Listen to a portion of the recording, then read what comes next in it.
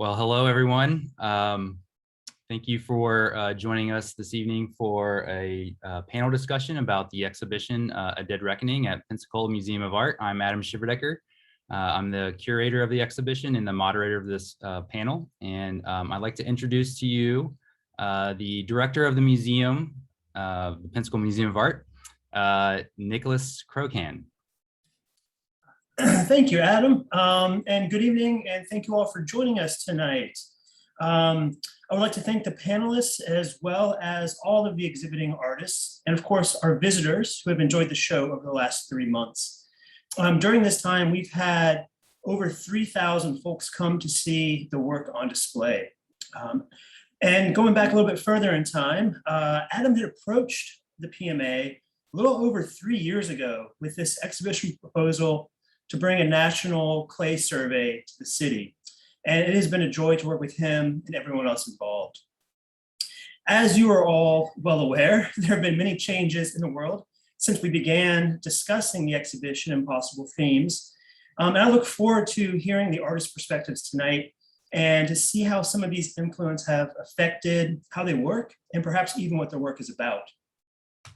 In total, the exhibition features the work of 15 artists, and we had hoped to have a few of those and at least a portion of you here tonight in-house, but we're appreciative of the current technologies and the opportunity to be together, at least virtually.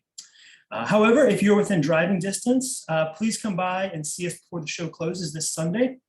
And thanks again to all of you who are joining us and to all of those who made this exhibition and tonight possible. Thanks. Thank you, Nick. So I'd like to introduce our panelists this evening. So I'll begin with that. Our first panelist is Ebitenyefa Baralaye. He holds an MFA from Cranbrook Academy of Art and is currently assistant professor at the College for Creative Studies in Detroit, Michigan. Our next panelist is Rhea. She holds an MFA from Massachusetts College of Art and Design and is currently the executive director of First City Art Center in Pensacola, Florida.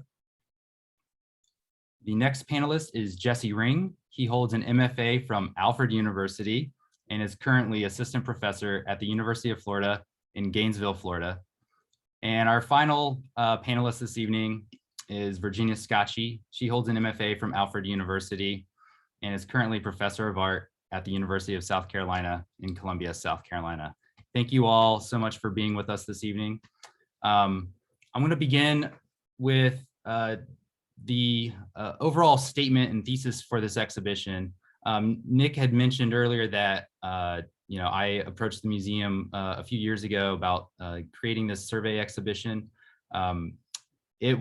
The genesis of the idea for Dead Reckoning actually came out of the time when I was living in Pensacola, Florida, and I was introduced to this art quarterly magazine called Art Lies, and there was an issue on Dead Reckoning, and it talked about where the world and the sphere of art is going and how it relates to its past.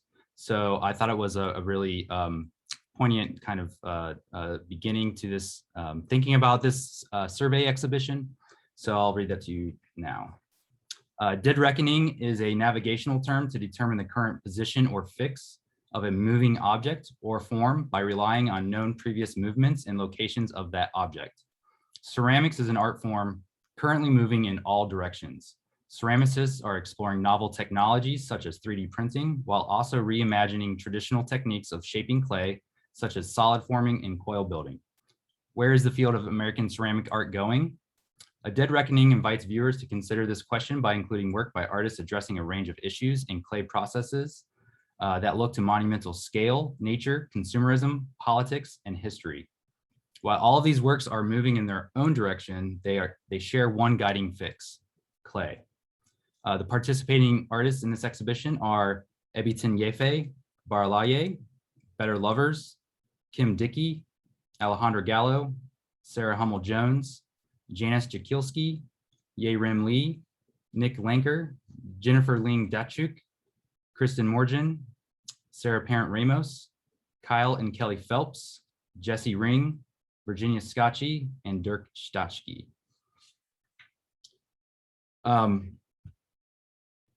While I'm going to hand this over to the panelists to begin discussing their work. I wanted to let all of the viewers who are watching right now to know that there's a Q&A button at the bottom of the screen. And if you have any questions that you would like to ask, we are going to provide about 15 minutes towards the end of this discussion for the panelists to answer any questions you might have. So please drop any questions you have into that. So in preparation of tonight, I asked each of the panelists to prepare a statement that answers the following or addresses the following. Describe one moment where your relationship to clay came into sharper focus or changed course. What happened for you in that moment and how has it impacted your current practice? We'll begin with Ebitenyefa.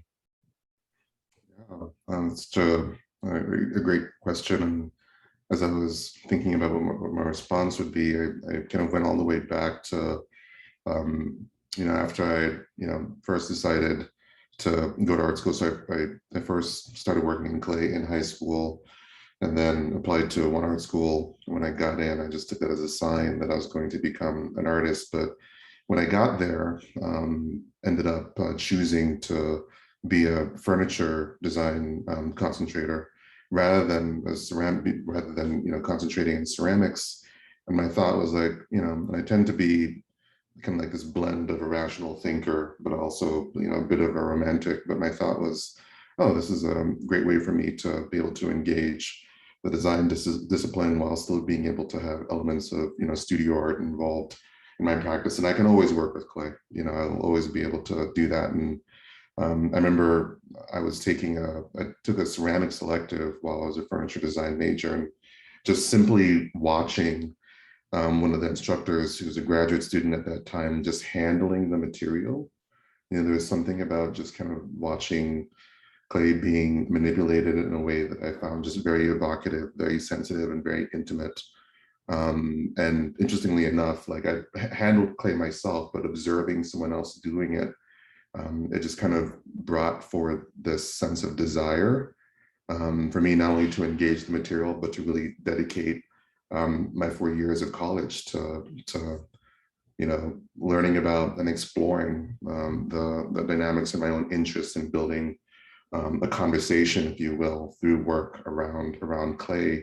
So for me, it was a moment where I realized that it wasn't just okay for clay to be this other thing, that I wanted it to be the main thing. And I guess prior to then, my decision making had been based on kind of thinking of this whole idea of a dead reckoning and sort of figuring out the current position of where something is.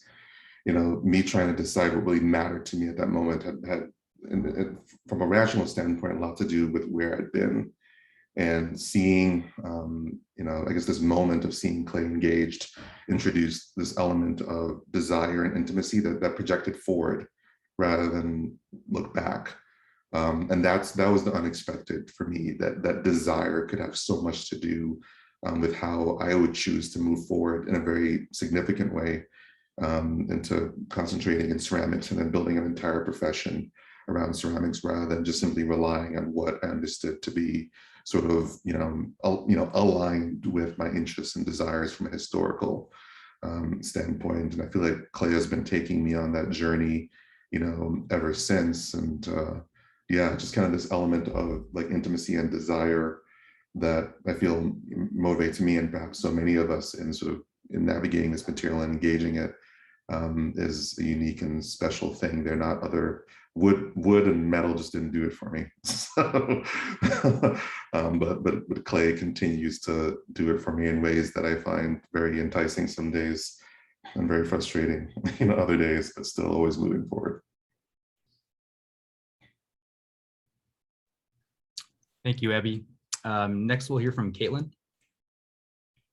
Yes, that was a wonderful response and brought up a lot of feelings for me about, the friendliness of the material of clay and the tactility.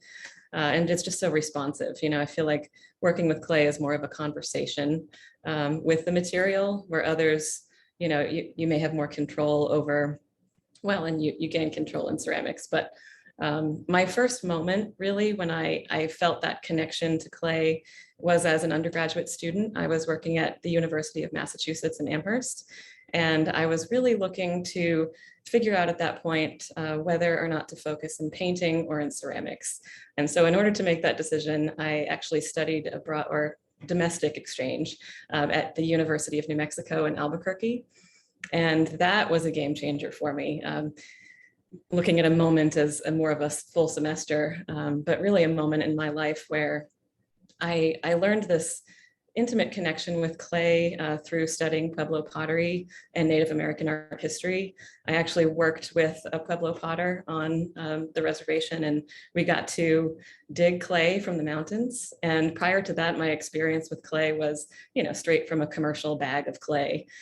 So being able to actually go out and dig that clay and process it, which was a very lengthy, time-consuming experience, I think really gave me a newfound respect for the material and a better understanding of how it originated and how people worked with it, thousands of years ago, and that was their process. They weren't buying clay from the factory as we often do today. And not just from the digging of clay, but we would make our own tools out of gourds and different cacti that we found. We fired the clay naturally in pits, warmed it up very gradually. And that process, if you've done pit firings, you know that the survival rate is about 50-50.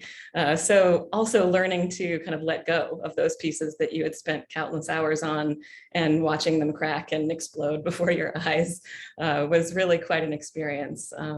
I think that's where I made that decision that I still love painting and I still work in other art materials, but having that really special connection to clay is what, pushed me in that direction for sure. Great. Thank you, Caitlin. Next, we'll hear from Jesse Ring. Okay. Thank you, Adam. And I love these previous responses. It's got me kind of like rethinking mine, but I went specifically to an experience shortly after grad school when I had the opportunity to go to a 2-month residency at CAFA City Design School in Beijing, and at kind of the 11th hour, my host called me up and was like, "Hey, do you want to go to Jingdezhen with us for 3 weeks?" And I was going to be joining the senior students that were going there to have their kind of senior projects manufactured at some of the various workshops. So I scrambled and I got together a series of like these 3D printed parts that I was going to get molded and cast and glazed and fired. My mind went straight to doing, I think, kind of the obvious thing that I think you're supposed to do when you go to Jingdezhen, which is to some degree hire out local masters to produce these cast porcelain objects. But because of the 11th hour aspect of it, we were all just staying in a family hotel. I didn't have a studio space, but we did have mopeds for exploring the city. And I think that that's kind of an uncommon way, at least for most of the Americans that I've met, most people that I've met that have gone to Jingdezhen as kind of tourists or visiting artists, to go to Jingdezhen without an arranged studio. And in hindsight, I'm so thankful for maybe in some way my bad planning or just the way that it came about, because it left me in the porcelain capital feeling really displaced. So at the time that I was there, the Jingdezhen porcelain factory was in the process of being demolished. So the site was in this state of ruin, and it occupied like multiple city blocks. It was this kind of huge architectural ruin that you could kind of go through, and they were old studios. The site was filled with there was a row of buildings that were just filled with like piles of broken baijiu bottles and huge tracks that like the size of a football field, like full of old molds. The floor was packed with clay. There were kilns that were being salvaged. I remember seeing this guy and his wife were in there and they had like a little moped with an oxyacetylene torch, and they're like cutting the kiln down and like salvaging brick. The site was just, it was filled. It was saturated with this history of making. And I was there, my host, Nick Giannakopoulos, had first shown me the site, and we would go and we walked around a few times together, and we decided that we were going to work there. So we had a metric ton of the sculpting porcelain delivered and kind of like stashed it in a corner and just started experimenting and like working with various approaches.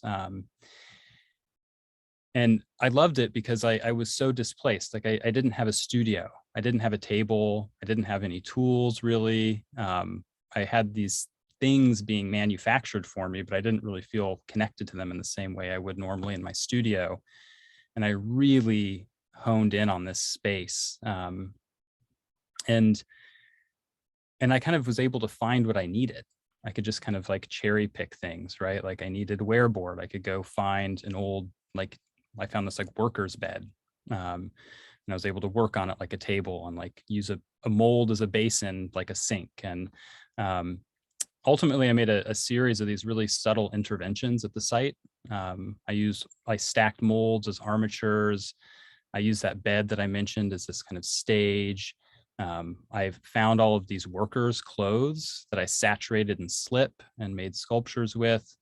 I picked one form, like one of every form of the Baiju bottles I could find, and had them gilded in gold at a nearby PVD kiln. And I think, ultimately what happened is the whole experience kind of broke open my practice in a way that added value to the whole process of my studio in a way that I maybe hadn't previously understood. And it left me feeling more open to making radical changes in the final form of the projects than maybe I previously would have. So in a funny way, like it left me feeling open to like a series of sculptures ending up as a book, or showing work that wasn't fired, etc. Thank you, Jesse. You're welcome. Next, we will hear from Virginia Scotchie. You're muted.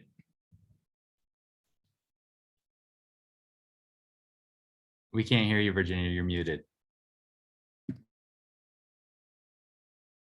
Is that better? Oh, can you hear me? Okay. It's because the dogs were barking. No matter what I do, there's dogs barking.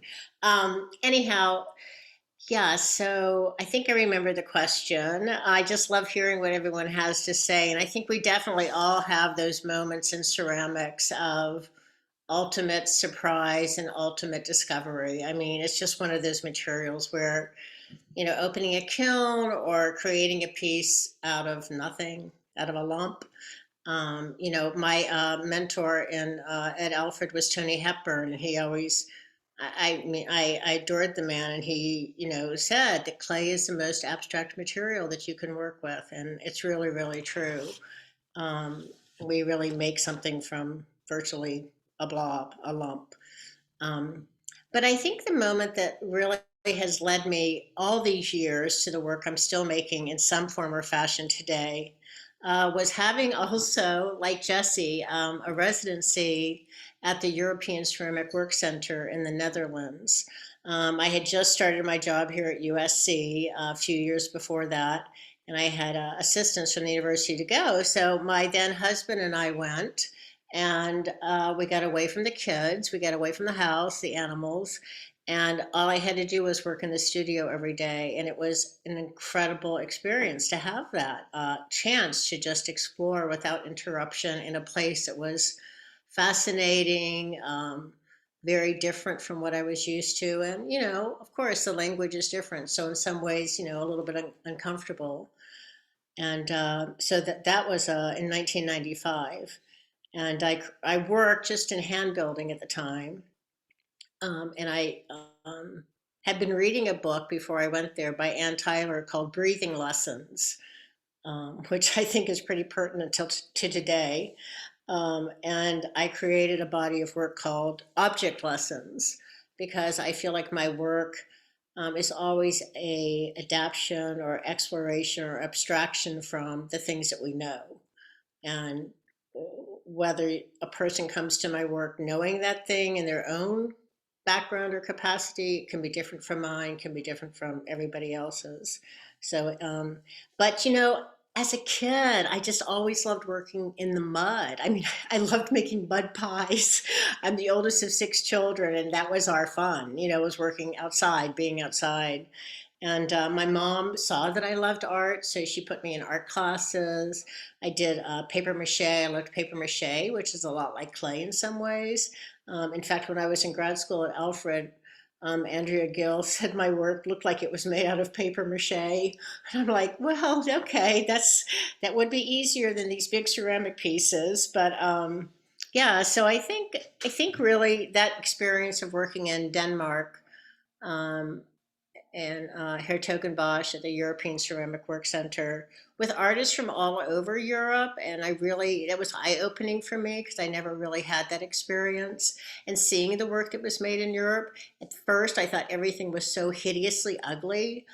But then after being with it for 2 months, I'm like, this is the most amazing work I've ever seen. It's like, I'd learned so much from the other artists, and it really opened my eyes to get out of what I felt was beautiful, what I felt was attractive or whatever, and start really seeing things. And I think that's a very important thing, is how we can keep seeing things and expanding our vision, because that's what artists do. We're visual. So yeah, I hope that is good. That's great. Thanks, Virginia. It seems like there's like a common theme here where, travel and place really do play a pivotal role in, kind of, altering our perspective and kind of like moving forward from there. So that's really interesting to hear.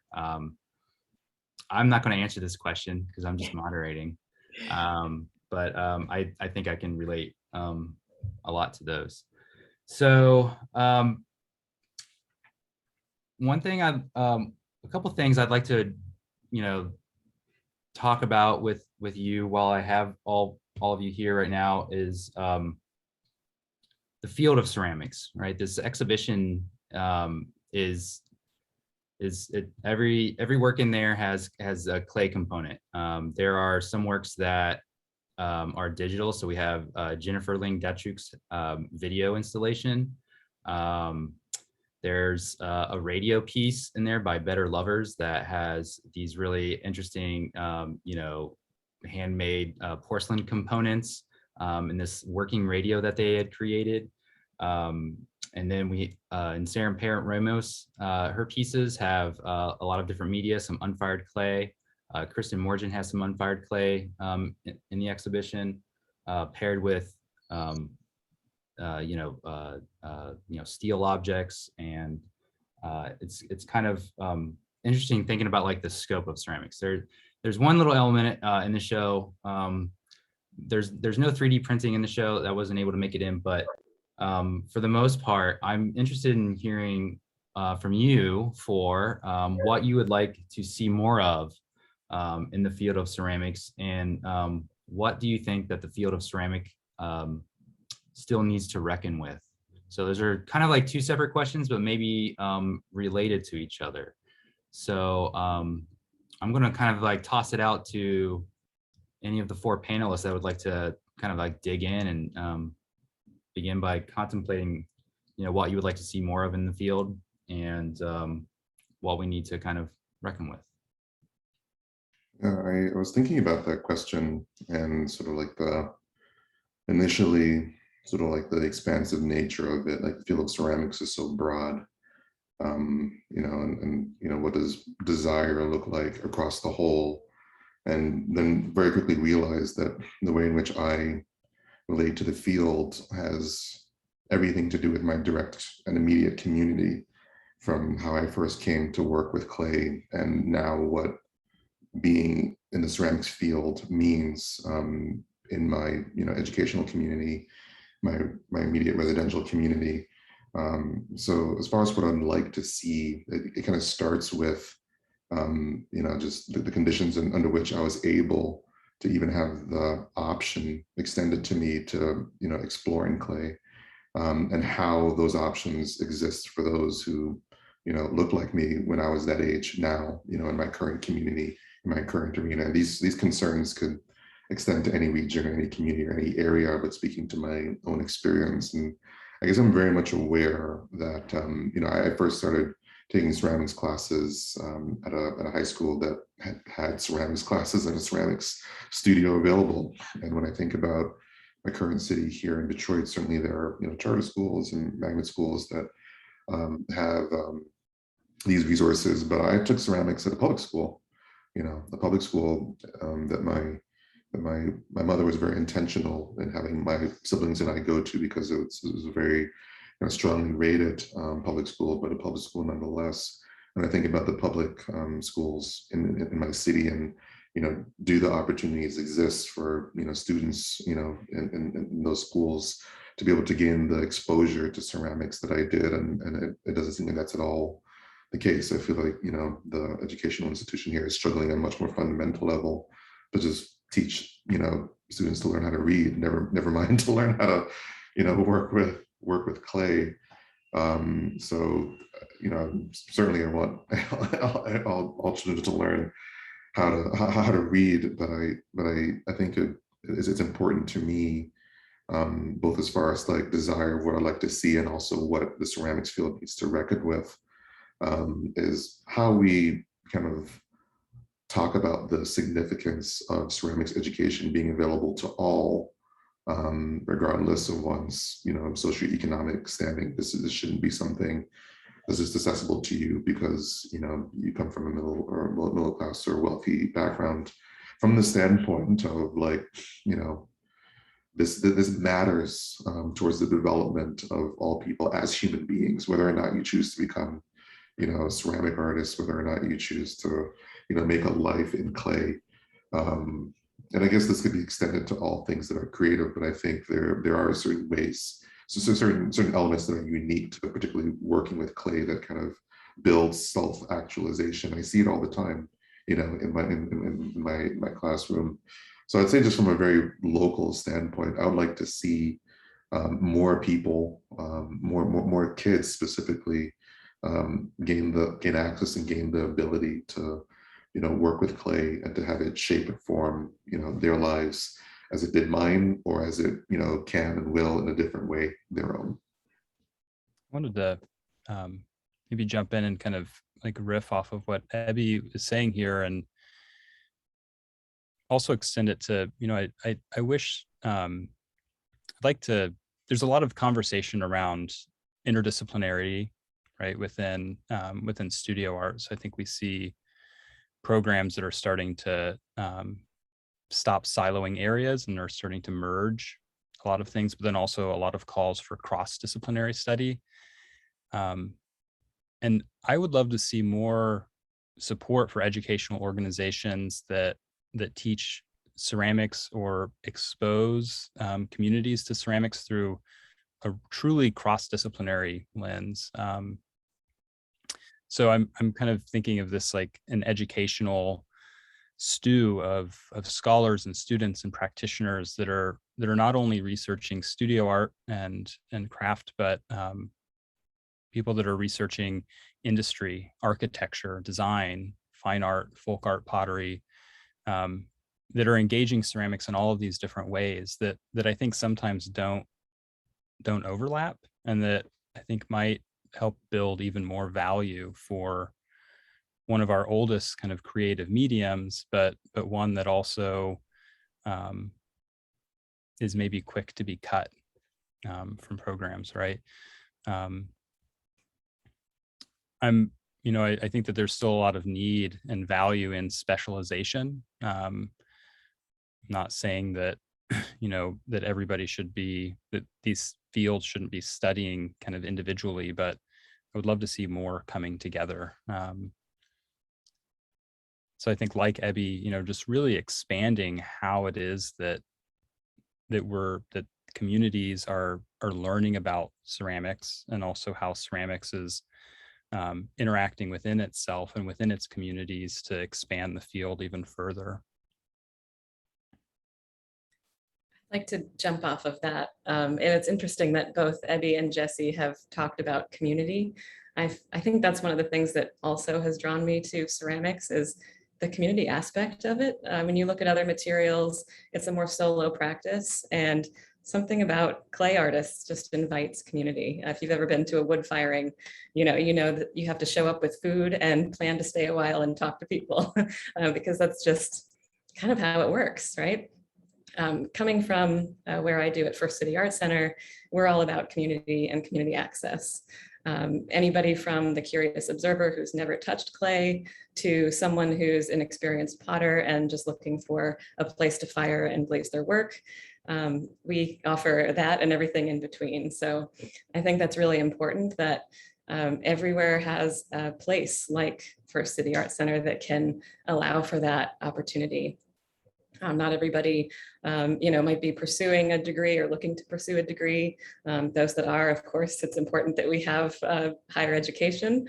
But there are so many people out there that I talk to that are just curious. And when they get into classes, they meet people, they find that, they build relationships, and they might even come up with a new circle of friends that they meet through the ceramic process. So I think that's something that ceramics, the field of ceramics anyway, really has always kind of done. And in the age of the pandemic that we're in, I think that's so important that people have a way of connecting with each other, even if it's, remotely. I know we have a pottery guild, and all throughout the pandemic, they still continue their monthly meetings, although they were on Zoom.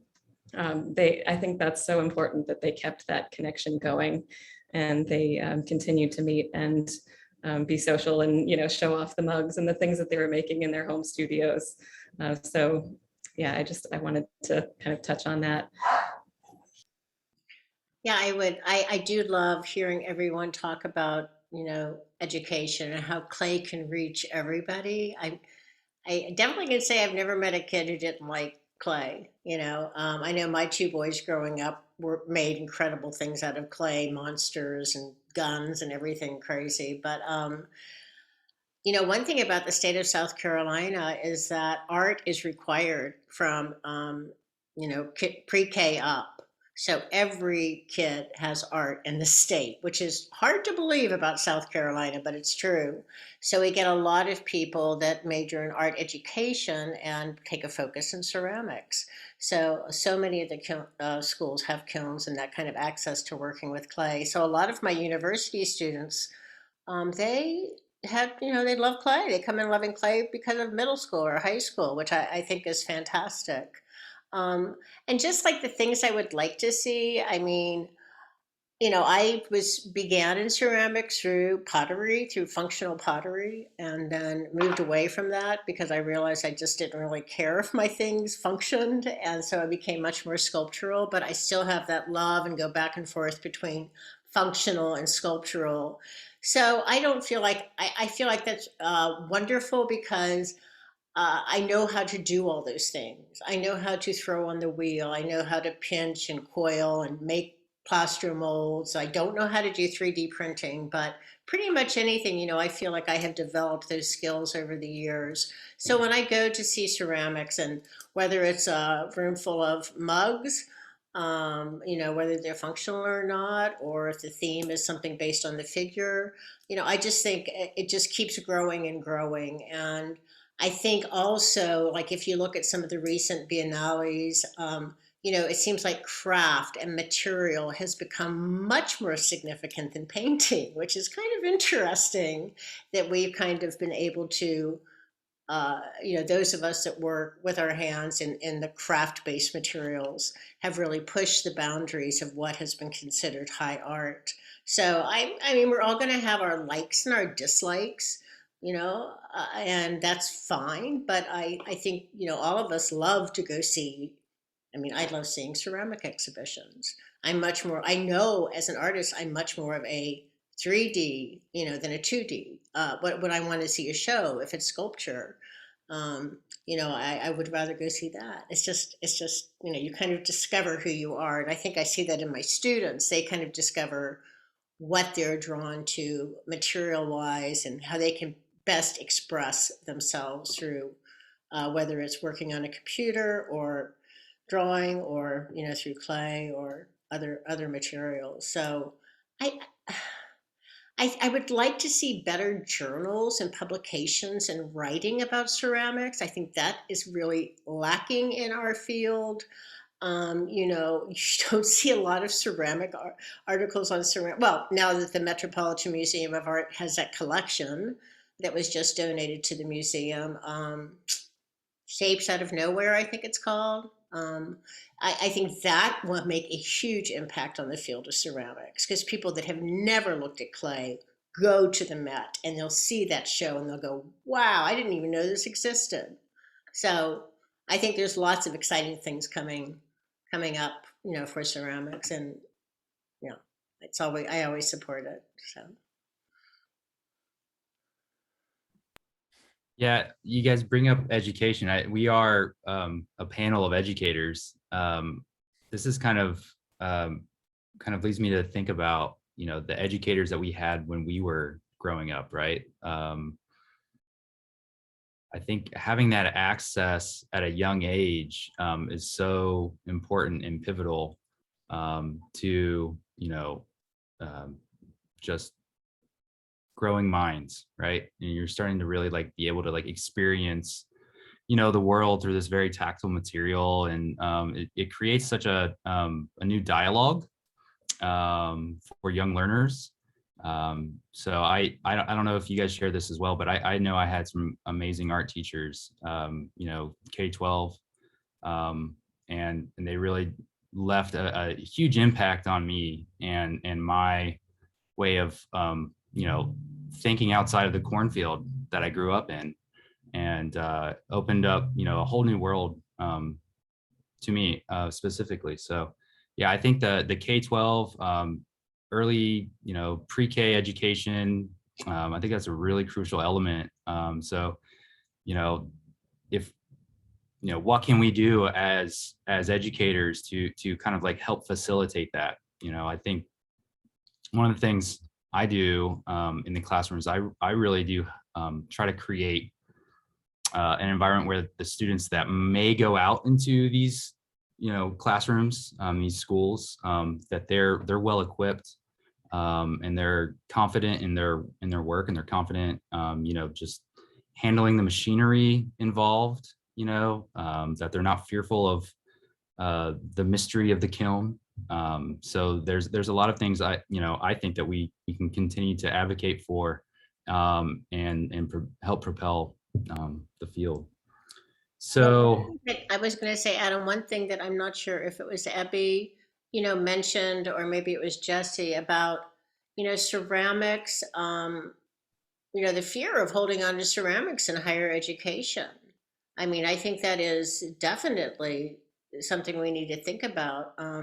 Most recently, I was asked to research all the schools in the Southeast, universities, colleges, higher ed schools that offered a craft medium.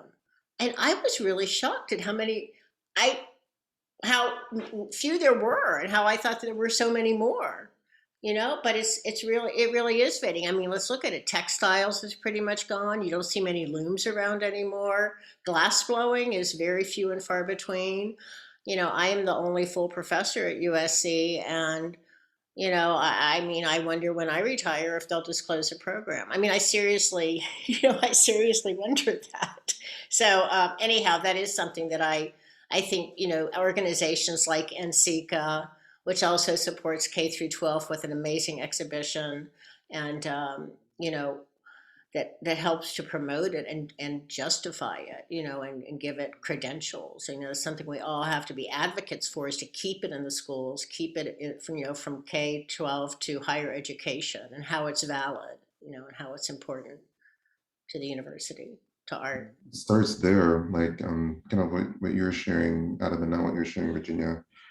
I can think of just a small handful of teachers that were really formative in me just feeling affirmed, you know, as an artist and as a creative person, to just want to continue doing art, and then eventually wanting to, or even sort of daring to apply to art school. You know, I come from an immigrant family. My dad was a doctor and my mom was a nurse. So, you know, I'm grateful that I had a father who's, you know, very much interested in the arts and really, you know, supported and encouraged my siblings and I.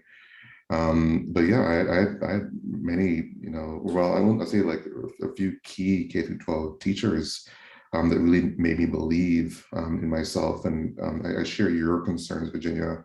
And it just reminds me that, you know, the choice to apply to an art school, never mind the cost, that should be of concern to us all, as we both invite these students in and then sort of, you know, help them consider what life looks like beyond the institution with potentially a lot of debt. And as far as like reckoning, sort of, I think it's definitely on us as a, you know, as a body of educators, just overall, not just us, but overall, to consider how we could, you know, remove that burden from kids and young adults who want to pursue, you know, what we had the opportunity to pursue, even if just with a little bit less debt. And now it seems with much more the way the numbers are going. But something that's always top of mind for me as a college educator is reaching out or thinking about, you know, connecting with K-12 schools, just to remind them, you know, hey, we're here and I want to support your students because your students end up becoming my students, you know. Yeah, yeah. The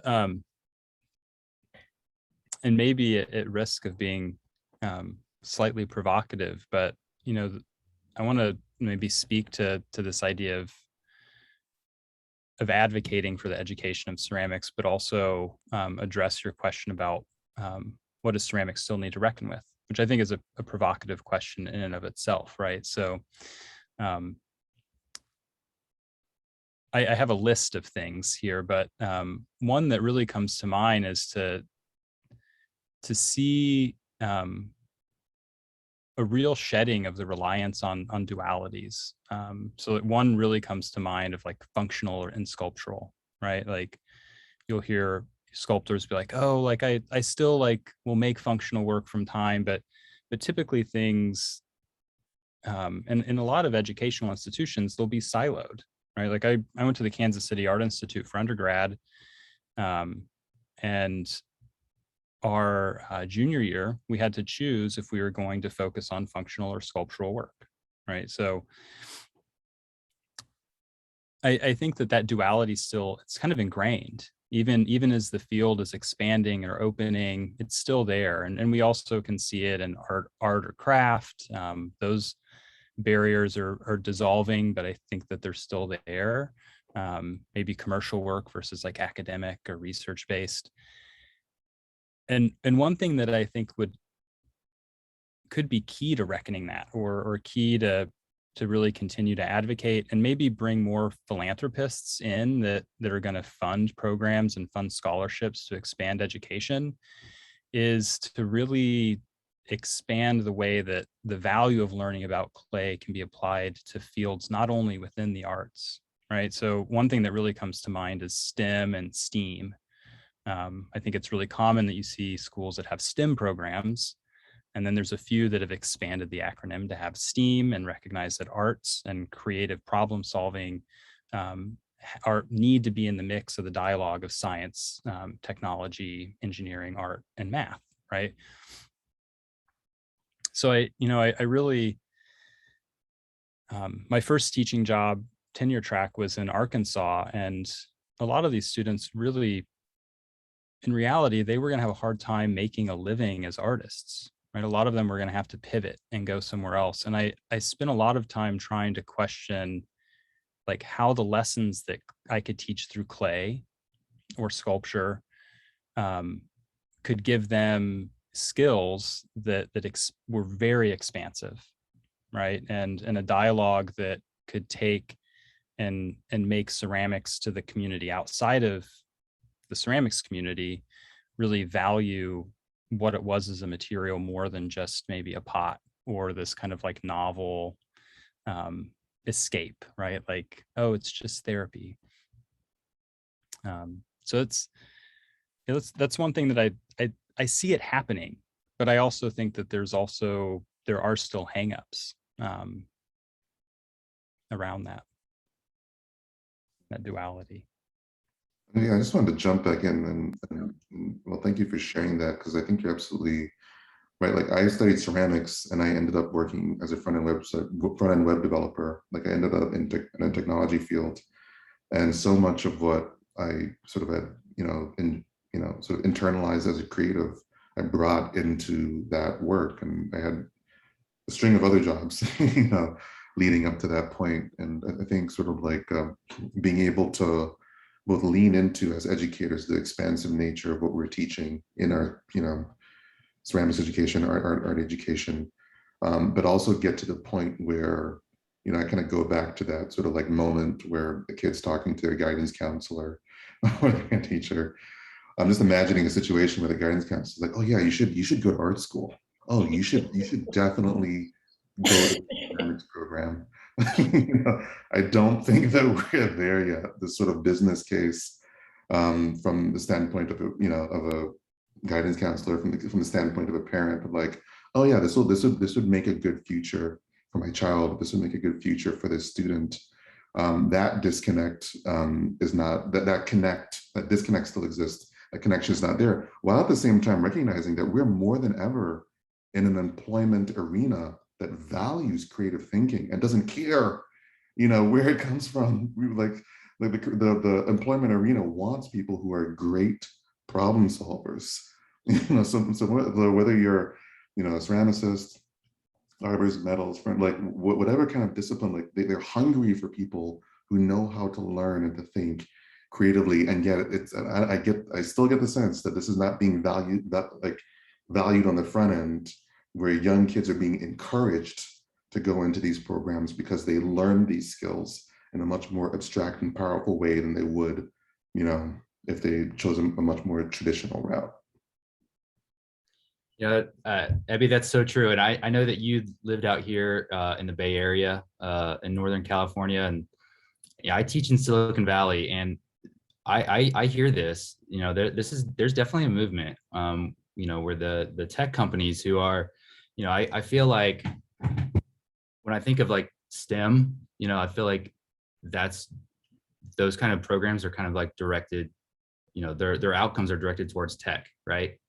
And I hear this from a lot of, my colleagues who teach in like digital media art, for instance, that they are, just clamoring, employers are clamoring for people with problem solving skills. And so they're really interested in hiring artists, or people with art degrees. So that's a very real world situation that is playing out. And I think if more guidance counselors across the country were aware of this situation, hopefully they are, that we could, kind of help bolster, our pedagogy and thinking around ceramics.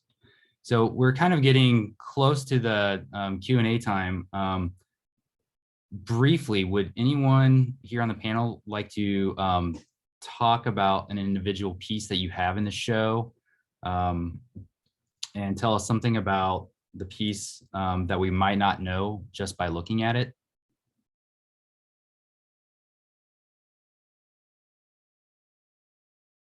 You can think about it for a second.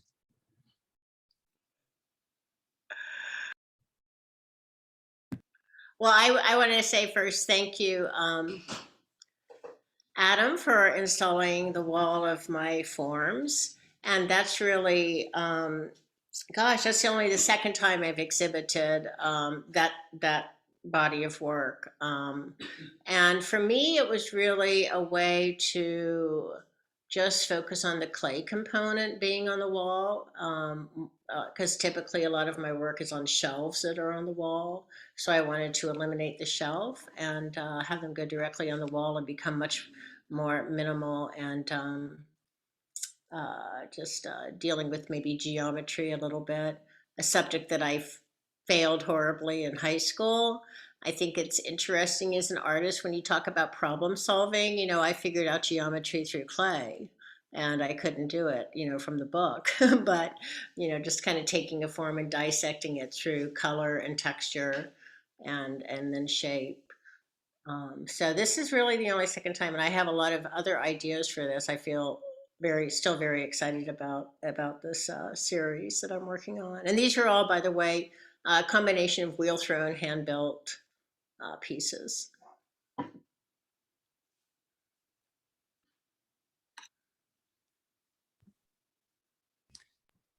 One thing I just want to acknowledge, and I think it's maybe apparent in the work, but really the most important part of the installation that I have up is the change that took place over the course of the exhibition, and I'm really eager to be able to come see what's happened. But maybe what would be formally perceived as like a secondary element, the scree, this kind of pebble connection between these larger sculptural forms, I think is the most important part of the exhibition. And my intent is that it would kind of symbolize the present. And the prompt that I left visitors with was to use clay to leave something behind. And I know that for me, that's something that I've really felt the need for, right? This past year and a half, maybe it's almost like 2 years now, I've needed a lot of catharsis. And I really wanted to give space for the viewer to shed something, but then to also grow the work. So.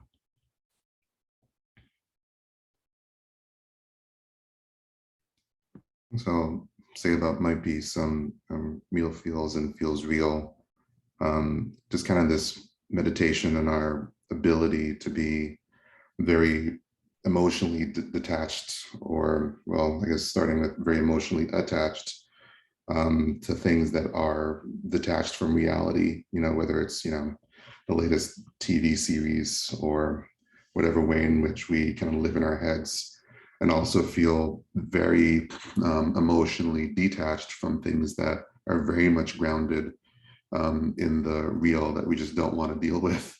And I feel like, I don't know, I go back and forth a lot of times. And the pandemic, when the chaos or the momentum in your mind starts to match the chaos and the sort of momentum or sort of flurry in the world, you enter into this odd eye of the storm, which happened during the pandemic. And so when these two things align, you're in this space where things can feel very, things can feel very turbulent, but oddly at peace, because at least there's a unity in how the two are moving together. So this alignment, you can relate it to, relationships, to any sort of element of desire, but I feel like it played out in a very present way with the pandemic. Just seeing, the busyness of my mind and sort of like the turbulence in my mind kind of played out in my actual waking life, and in a very odd way, finding a certain kind of solace, a certain kind of peace in both things feeling upside down together. So, yeah. Yeah, Abby, I really appreciated that work. It was a joy to install. Sorry, Virginia, but Evie wins the award for heaviest wall piece in the exhibition. Thanks, Nick, for sharing those images. For those of you who out there that were not able to see the exhibition, you can go to the Pensacola Museum of Art's website, and they have a slide reel on there with several images. I've been sharing images on social media throughout the exhibition. So please do go check those out. And the show doesn't close until the end of the day on Sunday. So you still have time to go participate with Jesse's installation piece. It is, I think that's something, I don't know if we really touched on it too much. It's a participatory, there's a participatory element with that. So I'll kind of leave it at that, but we still have a little bit of time, and there's a question in the Q&A. If we can kind of circle back to what we were talking about briefly about K-12 education and getting clay out there into the community. Someone has asked the question, how do we provide those opportunities to youth in low-income communities? Do you guys have any thoughts on that? Well, I wanted to maybe, oh, go ahead. Caitlin, you go ahead. Sure. I was just going to say I have quite a bit of experience with that in my current position.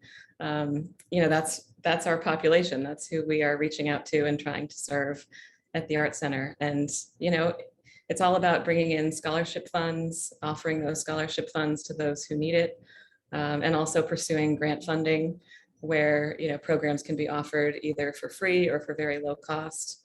And whenever we can, we try to do outreach. Right now with the pandemic, that's not as easy, but prior to that, we were going literally right into the schools to meet kids where they were and to, give them hands-on experiences. We also had field trips where for, I think, $5 a kid, they could come in, see a glass blowing demonstration and get a hands-on ceramic experience that they could take home with them. And I think, any opportunity that you can give kids to try the medium of clay in whatever capacity, I think is really important. So there are funds out there. Sometimes you have to really search and dig and work for them, but they do exist. And I think when people see the passion and the energy coming out of the places that serve, well, everybody, but also low-income populations, it's a bit easier to get that momentum going.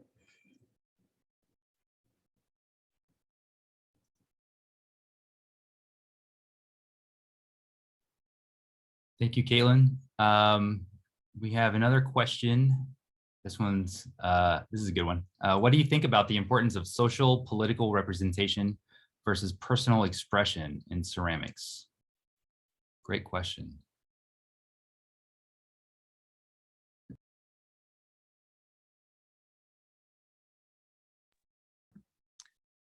I think it's interesting. I'm gonna go back to my answer for what do we need to reckon with, and I like how this is posed as this versus, right? Social political representation versus personal expression, and I like, to me, that gives this sense of two fixed points, but it's not, right? Maybe they're 2 points on a circle. Social political representation is key. Typically, right, there's this kind of, I think, an understanding that art is inherently political and inherently social to varying degrees. Even the act of choosing to be an artist is a social or political statement. And I also, there's an element that I would argue is political within my work, although it's quite subtle. And I think we can look at what Evie was speaking about to his work, feels real, real feels. I think that's also, there's an aspect of that work that's both personal expression as well as a social political statement. I think a lot of it maybe is there is sometimes a deficit of critical writing or critical theory in ceramics, and maybe it's a lack of framing to really show that if there, that a work that is of personal expression does also have a side that is social and political and can speak to that and speak to the times and what we're grappling with as a nation, as a community on a lot of different levels. And for me personally, sometimes it's the work that is more subtle that has more impact than work that's really overtly political. But that's just kind of personal preference. Yeah, I in my mind, I kind of go back to this quote from Felakudi where he says, I can't make music for the purposes of just simply enjoyment. When I see the things that are happening in my country and to my people, I have to make music for the purposes of revolution, And I think about that quote often. I don't entirely, kind contextualize my work next to the impact that Kuti has made with his work. But that I think that rings in the minds on some level for a lot of students that go, like it's more present for students to kind of focus on themselves, and they might feel more timid about reflecting on society and culture and having sort of thoughts and opinions that they put out there to the world about how they're processing, their country, their relationship to their country, their relationship to community through what they're making. So I see that timidity in the classroom. And kind of like what Jesse's saying, I think for us as educators, it's important to kind of break down this idea of versus. Either you're responding to what's out there or you're talking about yourself, and help students to understand that even this idea of revolution, it's deeply personal. If you want to take that charged of a word, it's kind of like, was it Che who said that every revolutionary is at heart a romantic? So if you long for, social and political change, it's driven by a deeply personal impetus to see change in a way that matters and resonates to you. So as a teacher, I feel like it's upon me to kind of like remind students that like you care about how your world looks like, you care about how your country looks like. And it's okay for you to speak about those things through your work. It's okay for you to speak about those things in a very personal way, even possibly in a problematic way, which might be a dangerous thing to say, but just kind of recognizing that, the art environment or art academia, as much as we want it to be a safe space, it isn't always a safe space. It's a space where people are invited to be vulnerable, but also our students are invited to be, kind of problematic and kind of, distill and kind of work through how they understand their sense of identity, their sense of relationship to country, their sense of relationship to community. Like it's a space to be messy, and these questions, these things are messy. So kind of breaking down the verses is opening the door to a little bit of messiness, but hopefully a whole lot of grace in the process as well. Yeah, I can see that in my grad students just real quickly. Whether it's work that is, and I think that those two don't really verse each other, the political representation or the personal expression. There is definitely a combination of that. But like currently I have a grad student from Thailand, and until she came here, she was never really free to talk about the politics. Now she's just going off the chart with it in her work. I mean, it's so passionate, it's so personal, and it's so political. And finally, being here, she can express it. So yeah, I think that they're all, it is very much intertwined. Well, thank you so much, panelists. You've given me a lot to think about. I really appreciate your words. I really appreciate your time. I appreciate your participation, excuse me, in this exhibition. And unfortunately, we're kind of out of time, but I would really love to continue this conversation. And I hope those of you who are watching this are able to also continue these conversations in your communities, because it's a really important discussion to have, how we move this field forward and how we move this field out into parts of the communities that might not necessarily have access. So I think that's a really important aspect, and I really appreciate everyone's time. Thank you so much to the Pensacola Museum of Art. Thank you, Nick, for hosting this. And if you guys have any other follow-up questions or comments, please don't hesitate to contact me or any of these panelists. We're Googleable and happy to have further conversations. So thank you so much. Thank you, Nick. Thank you, everyone. Thank you, Adam. Thank you all.